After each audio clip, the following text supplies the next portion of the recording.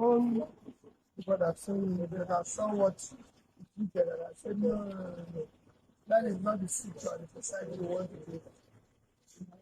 We need campaign based on issues that will affect Nigeria. And that's what I encourage everybody to do. Thank you, sir.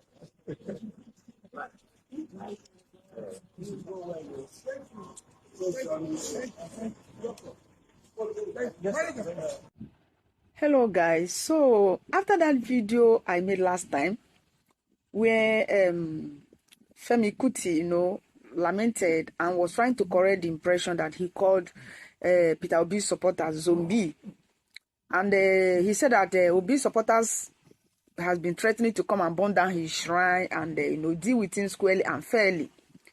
So surprisingly, the Labour Party aspirant, that is Mr. Peter Obi himself, has paid Femi Kuti a very humble visit. That has been very commendable of him.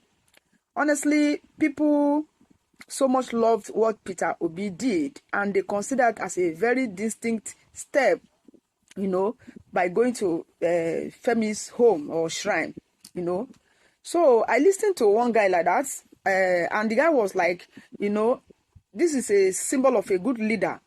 At least a leader that has hearing ears that could understand the pains and feelings of your shepherds.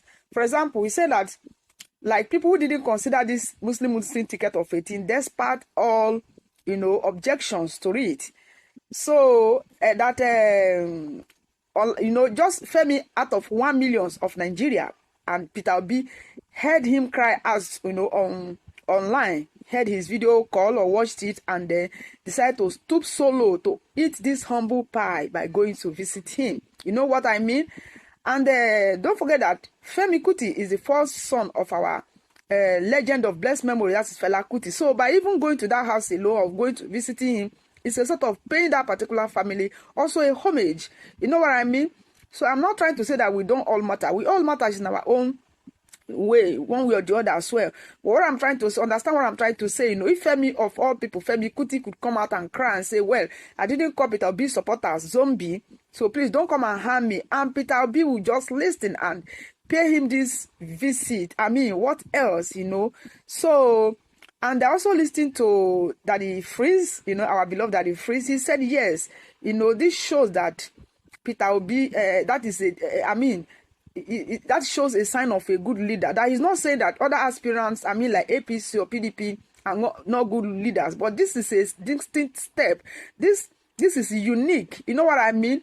You know what I mean. So just imagine, for example, like what happened at Lekki Toll Gate.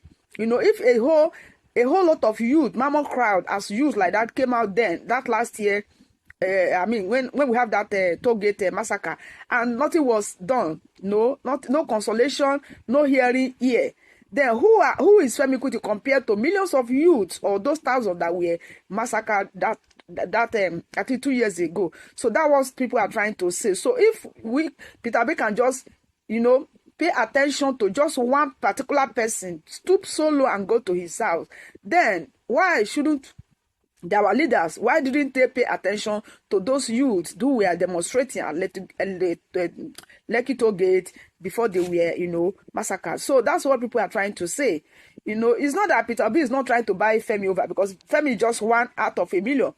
And then Femi himself came out later to say that when he was interviewed in a Punch, he said in the Punch newspaper that Peter Obi mentioned that campaigns should not involve threats, and that Peter Obi said that is why he came to apologize to him for the actions of some of his followers and those who threaten and abuse him on social media. So this is what Femi himself said thereafter when he was interviewed. So I read this in the Punch newspaper.